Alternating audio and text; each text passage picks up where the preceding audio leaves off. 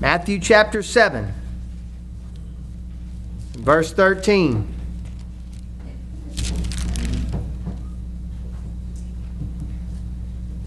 Continuing the Sermon on the Mount. Jesus speaking. Verse 13. Enter through the narrow gate.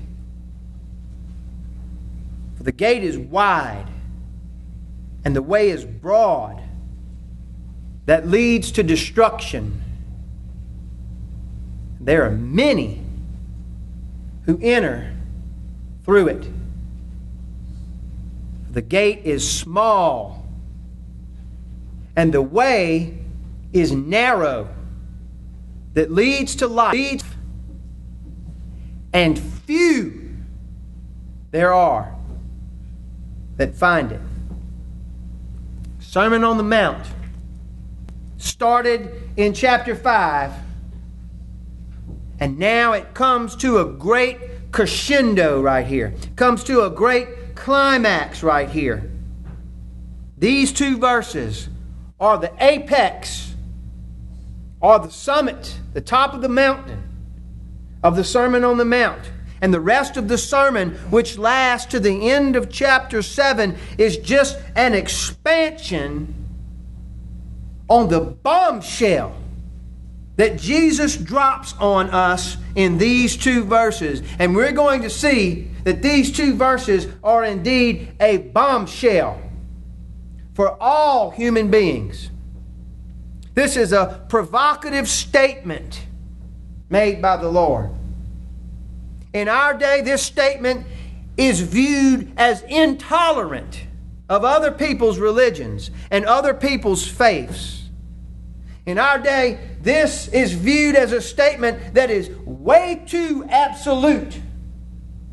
There's no room for relativism of any kind in this very clear and very direct, easy to understand proclamation that the Lord Jesus Christ is giving us in verses 13 and 14. This is really the point to which Jesus has been driving us to throughout this entire Sermon on the Mount. He's been giving us God's standards of kingdom living, which are diametrically opposed to the self-righteous, hypocritical, religious standards of man, typified by the Pharisees and the scribes. He's shown us what His kingdom is like and what its people are like and what they are not like, all throughout this sermon. And now He brings the whole thing from verse 1 of chapter 5 to the climax of a decision. Here laid before all human beings is a choice that will be made by all people. There are two gates which bring the individual to two roads that lead to two destinations which are populated by two very different crowds. Someone has well said that all of life concentrates on man at the crossroads. And that's really true.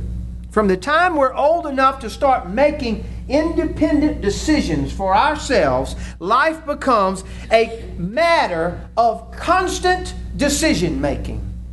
Every single day of our lives, we make decisions about everything that we do.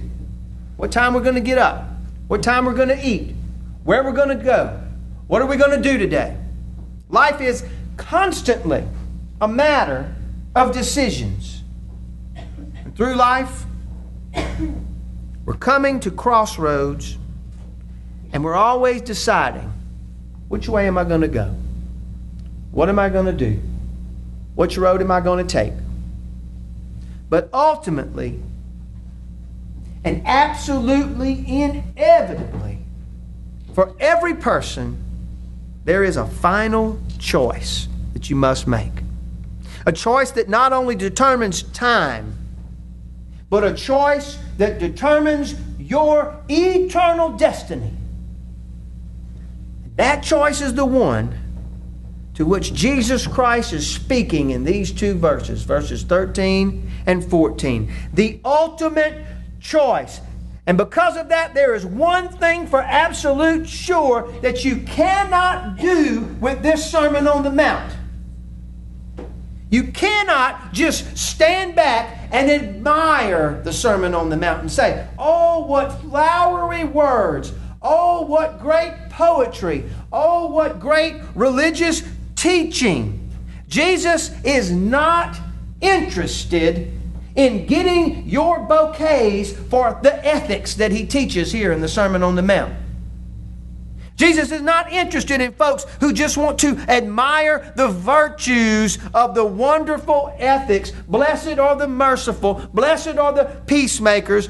Jesus is not interested in hearing about how great the religious instruction is here. Jesus is demanding a decision from you that concerns your eternity. Jesus Christ came to bring a kingdom. And He is king of that kingdom. A kingdom that's unique. A kingdom that's special. A kingdom that's different from all other kingdoms of world history. And so far in this Sermon on the Mount, He has articulated the principles of living in that kingdom. And now He gives us a choice. And every one of us has a choice to either enter that kingdom or stay out of that kingdom. That is the ultimate choice for every single human being to consider. And Jesus Christ demands a response, one way or another. He has shown us the qualifications for the kingdom. He has shown us the standards of the kingdom. Now, what is our response? What is our reaction? That is the issue here. That's why this is the climax of the greatest sermon that has ever been preached. He has brought us to the point of a response. And the choice, friends, is utterly clear-cut.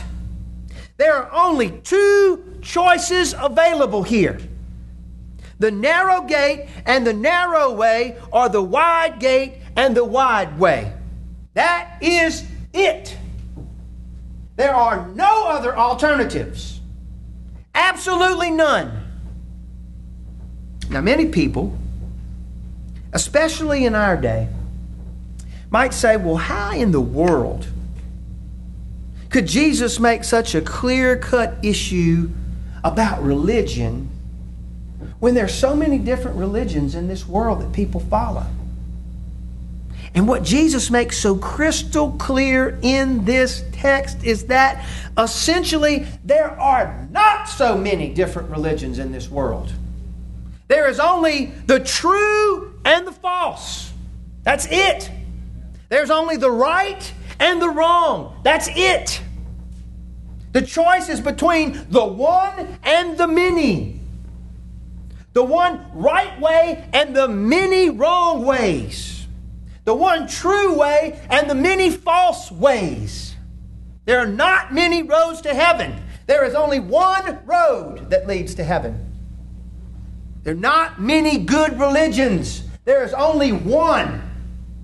Man cannot come to God in any of the ways that He has devised in all these religions, but only in the one way that God Himself has provided and revealed to us only in the pages of this book, period.